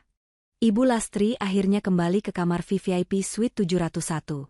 Suasananya masih sama mewah dan tenang seperti beberapa hari lalu, namun kali ini ia merasakannya dengan cara yang sangat berbeda. Ada rasa malu yang mendalam dan sesak yang luar biasa saat ia menatap sofa kulit, televisi besar, dan bunga-bunga segar di sana. Ia merasa sangat kecil, sangat rendah, di ruangan yang dibayar sepenuhnya oleh menantu yang selama ini ia injak-injak dan ia sebut benalu. Ibu Lastri melihat Arini yang berdiri tenang di balkon kamar yang luas. Ia tampak sedang sibuk berkoordinasi dengan asisten kantornya lewat telepon dalam bahasa Inggris yang sangat fasih. Wibawa Arini benar-benar terpancar nyata. Ia tampak seperti seorang pemimpin besar yang sedang mengatur sebuah kerajaan bisnis yang luas, jauh dari bayangan istri rumahan yang selama ini dipikirkan Ibu Lastri. Raka duduk di samping ibunya, menggenggam tangannya dengan erat. Ibu, maafkan Raka yang selama ini terlalu lemah untuk jujur pada ibu tentang pekerjaan Arini yang sebenarnya. Bukan salahmu saja, Raka. Ibu yang terlalu buta karena silau oleh harta duniawi yang palsu. Ibu yang terlalu sombong sampai tidak bisa membedakan mana emas murni yang tulus dan mana tembaga murahan yang berkarat, bisik Ibu Lastri dengan air mata yang terus mengalir membasahi bantalnya. Arini, dia benar-benar wanita yang luar biasa kuat. Ibu baru sadar sekarang. Dia diam selama ini bukan karena dia takut atau bodoh, tapi karena dia sedang menunggu sampai kapan kita semua akan sadar dari kegilaan harta ini. Tepat pukul 2 siang, pintu kamar terbuka dengan pelan. Tim dokter bedah spesialis yang paling senior masuk untuk menjemput Ibu Lastri menuju ruang operasi utama. Sebelum ranjangnya didorong keluar melewati pintu, Ibu Lastri meminta perawat berhenti sejenak tepat di depan Arini yang sudah menutup teleponnya. "Rini, terima kasih banyak untuk semuanya. Maafkan Ibu atas segala cacian dan penghinaan Ibu selama ini. Kalau seandainya Ibu tidak selamat dari meja operasi ini nanti. Ibu harus selamat," potong Arini dengan suara yang sangat tegas, tenang, dan penuh keyakinan yang menguatkan. "Ibu harus selamat untuk melihat bagaimana saya akan merombak rumah itu menjadi tempat yang layak dan penuh kedamaian tanpa orang-orang parasit. Dan Ibu harus selamat untuk membuktikan pada semua keluarga besar bahwa Ibu punya menantu yang tidak akan pernah membiarkan kehormatan keluarganya hancur begitu saja. Fokuslah pada pernapasan Ibu sekarang, tim dokter ini adalah yang terbaik." Ibu Lastri mengangguk pelan dengan air mata yang membasahi bantalnya, ada rasa lega yang mulai merayap di hatinya. Ranjangnya pun didorong keluar, dan pintu ruang operasi yang berat pun tertutup dengan suara yang mantap. Arini berdiri di depan pintu ruang operasi yang lampu indikatornya kini berubah menjadi warna merah menyala. Ia mengeluarkan ponselnya, lalu membuka grup WhatsApp keluarga besar yang isinya ratusan orang. Ia melihat pesan video yang baru saja dikirim oleh Raka dari ponsel ibunya. Sebuah video pengakuan jujur yang memalukan namun membebaskan, menghancurkan semua kebohongan Siska dan mengangkat martabat Arini di depan seluruh keluarga besar yang selama ini meremehkannya. Grup yang tadinya sepi itu langsung meledak dengan ratusan pesan terkejut, makian pedas untuk Siska dan Bimo, serta pujian setinggi langit untuk Arini yang mereka sebut sebagai pahlawan keluarga. Namun, Arini tidak membalas satu pun pesan itu. Ia mematikan ponselnya, duduk di kursi tunggu yang dingin di lorong rumah sakit yang sepi, dan menyandarkan kepalanya ke dinding marmer yang dingin. Ia tidak merasa menang secara arogan, ia hanya merasa sangat lega karena kebenaran akhirnya menemukan jalannya sendiri, meski harus melewati badai yang menghancurkan. Di kejauhan koridor lantai bawah, melalui jendela besar, ia melihat Siska dan Bimo sedang berjalan lunglai keluar dari area rumah sakit, menjinjing tas plastik pakaian mereka menuju halte bus umum di bawah terik matahari, menyadari bahwa mulai hari ini, mereka bukan siapa-siapa lagi dan tidak punya tempat untuk kembali. Arini memejamkan mata, menunggu dengan sabar sampai lampu operasi berubah menjadi hijau, menandakan bahwa tugasnya sebagai menantu tak berguna, yang menyelamatkan nyawa dan harga diri keluarga ini telah tuntas sepenuhnya dengan cara yang paling elegan. Lampu indikator merah di atas pintu ruang operasi utama, akhirnya padam setelah 5 jam yang terasa seperti keabadian. Pintu geser otomatis itu terbuka dengan suara desisan pelan, menampakkan dokter spesialis jantung yang melepas maskernya dengan wajah yang tampak lelah namun tersenyum tipis. Arini segera berdiri dari kursi tunggu kayu yang keras, sementara Raka tampak sangat tegang, menggenggam tangannya sendiri sampai buku jarinya memutih. Operasinya berjalan sukses luar biasa. Melampaui ekspektasi kami mengingat kondisi awal pasien yang sangat buruk. Kondisi Ibu Lastri sekarang stabil di bawah pengawasan tim medis. Pemasangan 3 ring jantung berhasil mengatasi penyumbatan yang sudah hampir menutup total pembuluh darahnya, ujar dokter sambil menjabat tangan Arini dengan penuh hormat. "Ibu Arini, Anda membawa beliau di saat yang sangat tepat. Terlambat 1 jam saja, atau jika beliau tetap di lingkungan yang panas dan penuh tekanan seperti di bawah, saya tidak yakin hasilnya akan sama." Raka menghembuskan napas lega yang seolah sudah ia tahan selama berbulan-bulan. Bahunya yang tegang akhirnya merosot. Arini hanya mengangguk sopan dengan wajah yang tetap tenang, seolah semua ini memang sudah seharusnya terjadi. "Terima kasih banyak, Dok. Tolong pastikan pemulihannya dilakukan di ruangan yang paling tenang. Asisten saya sudah membereskan semua tagihan tambahan, obat-obatan pasca operasi yang paling bagus, dan biaya perawatan Icu selama beberapa hari ke depan." Ibu Lastri dipindahkan ke ruang Icu untuk observasi ketat selama 24 jam pertama. Di sana, melalui kaca jendela kecil yang kedap suara, Arini menatap mertuanya yang masih terbaring lemah di bawah pengaruh obat bius total.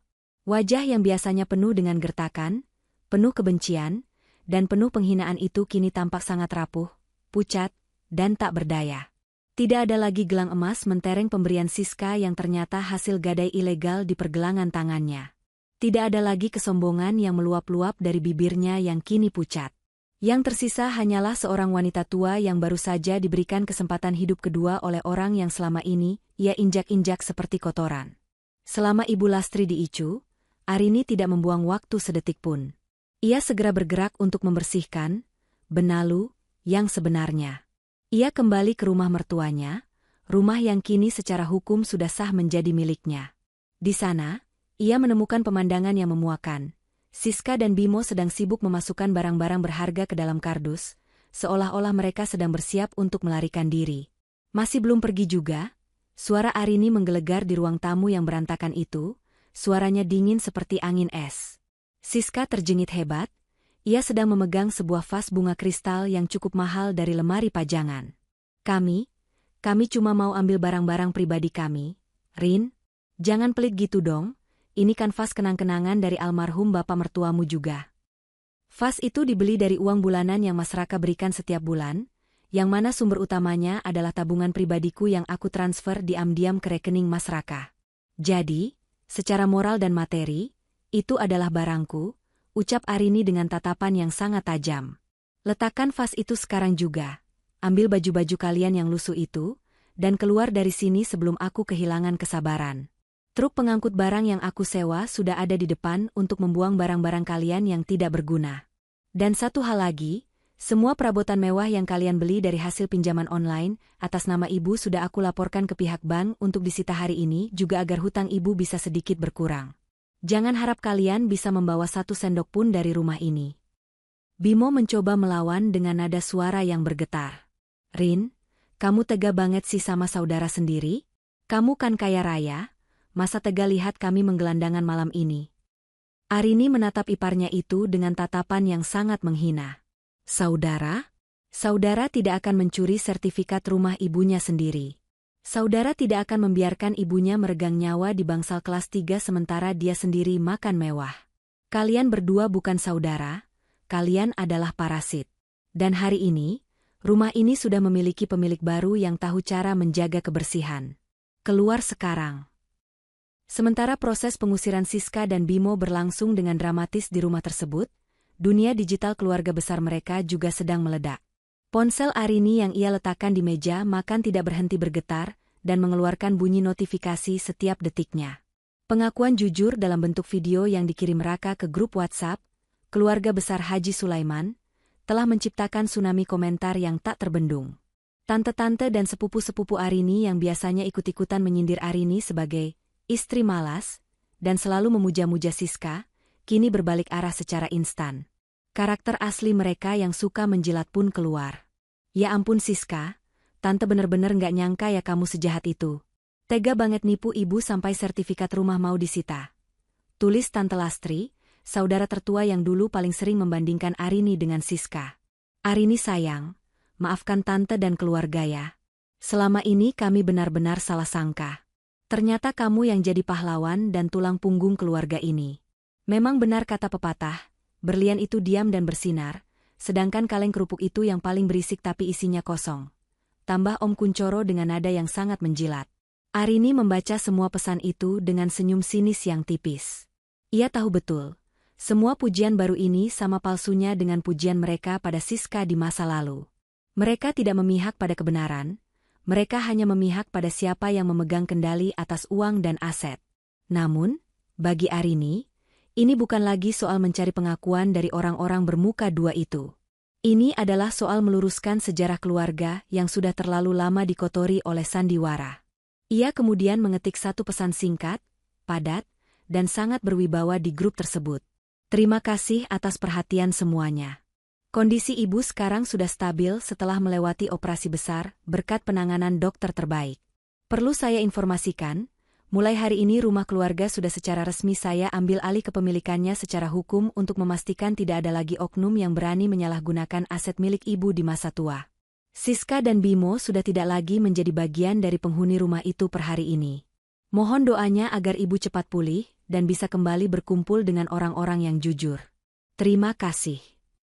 Pesan itu seperti ketukan palu hakim yang menjatuhkan vonis mati bagi reputasi Siska dan Bimo. Setelah itu, Arini mematikan notifikasi grup tersebut selamanya.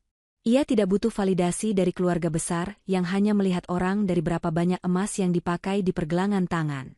Di sisi lain kota, Siska dan Bimo yang terusir hanya bisa terduduk lesu di depan sebuah kontrakan sempit di pinggiran Jakarta yang pengap dan berbau got. Semua kemewahan palsu yang mereka bangun dengan tumpukan hutang telah lenyap tak berbekas.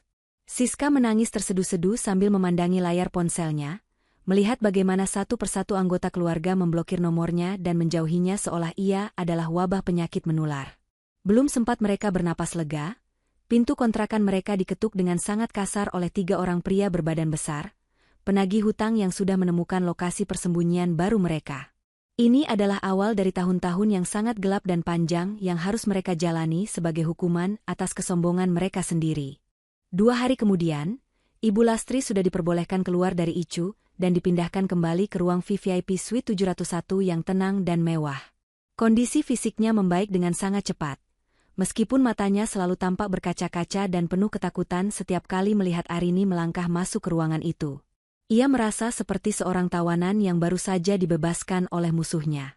Suatu sore, saat Raka sedang keluar untuk membeli keperluan medis tambahan, hanya ada Arini dan Ibu Lastri di dalam ruangan besar itu. Suasana sangat hening. Hanya terdengar suara detak jam dinding mewah dan desis AC yang sangat halus. Arini sedang duduk di sofa, fokus memeriksa laporan keuangan perusahaannya di laptop. "Rini," panggil Ibu Lastri dengan suara yang pelan dan bergetar, memecah keheningan. Arini menoleh tanpa ekspresi yang berlebihan. "Iya, Bu? Ada bagian yang terasa sakit atau Ibu butuh bantuan perawat?" "Kenapa kamu lakukan ini semua, Rin?" tanya Ibu Lastri, suaranya parau menahan tangis. "Ibu sudah sangat jahat sama kamu selama bertahun-tahun. Ibu puji-puji Siska di depan muka kamu hanya untuk merendahkanmu. Ibu sebut kamu menantu tak berguna, bahkan Ibu tantang kamu buat narik uang kamu sendiri. Kenapa kamu nggak biarin Ibu mati saja di bangsal yang panas itu? Bukankah itu hukuman yang pantas buat orang sombong seperti Ibu?" Arini menutup laptopnya dengan perlahan, menciptakan suara klik yang tegas. Ia berdiri, berjalan mendekati ranjang mertuanya, dan duduk di kursi yang ada di sampingnya. Ia menatap mata Ibu Lastri dengan pandangan yang dalam namun tenang. "Karena saya bukan Ibu, dan saya jelas bukan Siska," jawab Arini singkat namun sangat mematikan. Jawaban itu membuat Ibu Lastri terdiam 1000 bahasa. Dadanya terasa sesak oleh rasa malu yang luar biasa. "Saya dibesarkan oleh orang tua saya untuk selalu menghargai nyawa di atas ego pribadi," lanjut Arini dengan nada yang berwibawa. "Jika saya biarkan Ibu mati karena rasa sakit hati saya, maka saya tidak ada bedanya dengan Siska yang tega mencuri sertifikat Ibu demi kesenangan sesaat. Saya ingin Ibu tetap hidup, bukan supaya Ibu memuji-muji saya seperti Ibu memuji Siska, tapi supaya Ibu bisa melihat dengan mata kepala sendiri, di sisa umur Ibu, siapa yang benar-benar berdiri di samping Ibu saat badai datang, dan siapa yang hanya menari di samping Ibu saat Ibu punya harta." Ibu Lastri menangis terisak-isak. Ia menutupi wajahnya dengan kedua tangannya yang kini tampak sangat keriput dan kurus tanpa perhiasan apapun. "Maafkan Ibu, Nak. Ibu benar-benar buta oleh silau dunia. Ibu tertipu oleh emas palsu yang dipakai Siska, sampai Ibu tidak melihat ada mutiara yang begitu berharga tepat di depan mata Ibu sendiri.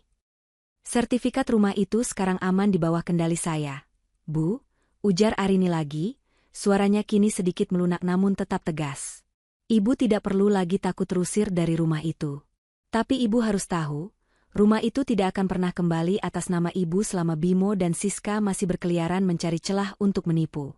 Itu adalah jaminan dari saya agar masa tua Ibu tidak berakhir di jalanan. Saya harap Ibu bisa menerima kenyataan baru ini." Ibu Lastri hanya bisa mengangguk pasrah dengan rasa syukur yang mendalam. Ia kini sadar sepenuhnya bahwa perlindungan dan ketegasan Arini adalah satu-satunya hal yang menyelamatkannya dari kehancuran total di sisa hidupnya. Ia merasa sangat malu, namun di balik rasa malu itu, ada rasa aman yang sudah sangat lama tidak ia rasakan. Seminggu kemudian, hari kepulangan Ibu Lastri dari rumah sakit akhirnya tiba. Saat Ibu Lastri sedang didorong menggunakan kursi roda oleh Raka menuju lobi utama, sebuah kejadian memalukan terjadi. Siska muncul tiba-tiba dari balik pilar gedung. Penampilannya sangat memprihatinkan, jauh berbeda dengan menantu emas yang dulu. Bajunya kusut, matanya sangat sembab, rambutnya tidak terurus, dan ia tampak jauh lebih tua 10 tahun dari usia aslinya. Ia mencoba berlari mendekati kursi roda Ibu Lastri, namun langkahnya terhenti karena pengawalan asisten Arini. Ibu, tolong Siska, Bu. Tolong bicarakan sama Arini. Tangis Siska pecah di depan banyak orang yang ada di lobi. Bimo dipukuli orang sampai babak belur karena hutang judi online-nya. Kami tidak punya uang sepeser pun buat makan hari ini. Kontrakan kami mau disegel pemiliknya karena kami tidak bisa bayar. Ibu kan sayang sama Siska, tolonglah sekali ini saja, Bu. Ibu Lastri terdiam 1000 bahasa. Ia menatap menantu yang dulu ia puja-puja itu dengan tatapan yang sangat asing, dingin, dan penuh kekecewaan. Ia melihat Siska bukan lagi sebagai sosok hebat, melainkan sebagai sumber malapetaka dalam hidupnya. Siska, suara Ibu Lastri terdengar cukup tegas meskipun suaranya masih agak lemah karena pemulihan. Dulu kamu bilang kamu punya segalanya di dunia ini.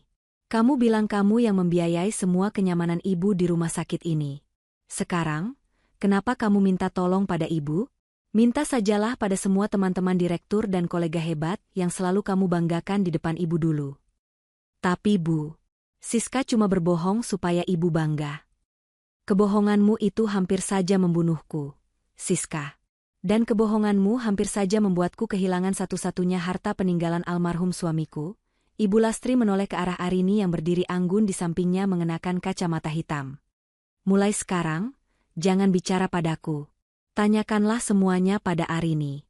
Dia yang punya rumah itu sekarang, dia yang punya uang untuk menghidupiku, dan dia yang punya hak mutlak untuk memutuskan siapa saja yang boleh menginjakan kaki di rumah itu.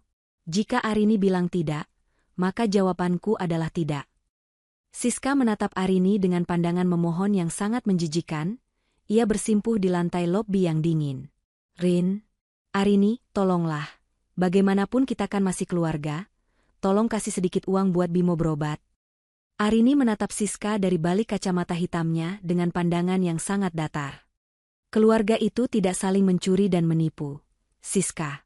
Keluarga tidak akan membiarkan orang tuanya menderita di bangsal kelas 3 sementara dia sendiri berpura-pura kaya. Mas Raka sudah memberikan uang 1 juta rupiah minggu lalu sebagai bantuan terakhir. Itu adalah garis terakhir dari kami. Jika kamu atau Bimo berani muncul lagi di depan rumah ibu atau mengganggu ketenangan ibu, aku tidak akan segan-segan menyerahkan bukti pencurian sertifikat itu ke kantor polisi. Sekarang, pergilah dan belajar hidup dari hasil keringatmu sendiri. Siska jatuh terduduk lemas di aspal lobi rumah sakit saat mobil mewah milik Arini datang menjemput mereka. Ia hanya bisa melihat dari kejauhan bagaimana Ibu Lastri dibantu masuk ke dalam mobil dengan penuh kasih sayang oleh Arini dan Raka, meninggalkan Siska dalam debu kehancuran yang ia buat sendiri. Rumah Ibu Lastri kini sudah tidak seperti dulu lagi. Arini telah merenovasi bagian depannya yang dulunya kusam, menjadi sangat modern namun tetap asri. Kebun depan yang dulunya terbengkalai kini penuh dengan tanaman hias dan bunga-bunga segar yang harum. Di dalam rumah, suasana terasa sangat tenang, sejuk, dan damai tanpa ada lagi suara-suara sombong, sandiwara kemewahan palsu, atau perdebatan soal uang. Ibu Lastri duduk di teras depan yang baru direnovasi, menikmati teh sorenya dengan tenang. Raka duduk di sampingnya sambil membacakan berita dari tabletnya. Sementara itu, Arini sedang berada di dalam ruang kerjanya yang baru, sibuk dengan meeting internasionalnya melalui video call. Suara Arini yang tegas dan sangat lancar berbicara dalam bahasa Inggris terdengar sayup-sayup sampai ke teras, memberikan kesan bahwa dialah pilar utama rumah itu. Raka, panggil Ibu Lastri dengan suara lembut. Iya, Bu, ada apa? Tanya Raka sambil menoleh. Ibu sangat bangga punya menantu seperti Arini. Ibu benar-benar menyesal karena baru menyadari betapa berharganya dia setelah ibu hampir kehilangan nyawa. Tolong, Raka, jaga dia baik-baik. Jangan pernah biarkan dia merasa sendirian lagi di keluarga ini. Dia adalah berkah terbesar buat kita, bisik Ibu Lastri dengan ketulusan yang murni dari hatinya. Raka tersenyum lebar dan mengangguk mantap. Arini sudah memaafkan semuanya, Bu. Dia hanya ingin kita semua hidup jujur dan saling menghargai sebagai manusia, bukan karena harta. Tak lama kemudian, Arini keluar dari dalam rumah dengan wajah yang tampak segar setelah menyelesaikan pekerjaannya. Ia melepas kacamata kerjanya dan tersenyum tulus pada suami dan mertuanya. Ia membawakan sepiring kecil camilan sehat yang ia siapkan sendiri. "Sudah selesai urusan kantornya, Rin?" tanya Raka dengan nada lembut. "Sudah, Mas." "Oh iya, Ibu." Arini beralih menatap mertuanya. Bulan depan Arini ada tugas kantor ke Singapura selama 1 minggu untuk pembukaan cabang baru. Arini ingin ajak Ibu dan Mas Raka ikut sekalian. Kita bisa jalan-jalan santai sekaligus melakukan kontrol kesehatan rutin Ibu di rumah sakit terbaik di sana. Bagaimana, Bu? Mata Ibu Lastri berbinar-binar haru. Bukan karena ia haus akan perjalanan mewah lagi, tapi karena ia merasa benar-benar dicintai dan dianggap sebagai bagian penting dari hidup Arini. "Apa Ibu tidak akan merepotkan pekerjaanmu di sana nanti, Rin?" "Tidak sama sekali, Bu. Ibu adalah keluarga Arini sekarang. Dan tugas keluarga adalah saling menjaga dan membahagiakan," jawab Arini dengan tulus sambil menggenggam tangan Ibu Lastri. Sore itu, di bawah langit yang mulai berwarna jingga keemasan, Arini akhirnya mendapatkan apa yang seharusnya ia miliki sejak dulu. Rasa hormat, pengakuan, dan kasih sayang yang tulus dari keluarga besarnya. Ia telah membuktikan kepada dunia bahwa kekuatan yang sesungguhnya bukanlah terletak pada siapa yang paling keras berteriak soal kekayaan, melainkan pada siapa yang tetap berdiri tegak dengan kebenaran dan ketulusan saat badai kehancuran menghantam. Siska dan Bimo mungkin masih harus berjuang keras di luar sana dengan sisa-sisa kebohongan mereka yang hancur. Namun di dalam rumah itu, kebenaran telah menjadi ratu yang bertahta dengan sangat anggun. Arini tidak lagi dipandang sebagai menantu tak berguna, melainkan sebagai pilar utama yang menyangga kehormatan dan nyawa keluarga besarnya. Kisah Menantu Benalu itu pun berakhir selamanya, digantikan dengan legenda baru tentang menantu sang penyelamat yang akan selalu diceritakan turun-temurun sebagai pengingat abadi. Jangan pernah meremehkan ketulusan yang tersembunyi di balik kesederhanaan, karena di sanalah letak kekuatan yang tak terbatas. Yang tak terbatas. Yang tak terbatas. Yang tak terbatas. Yang tak terbatas. Yang tak terbatas. Yang tak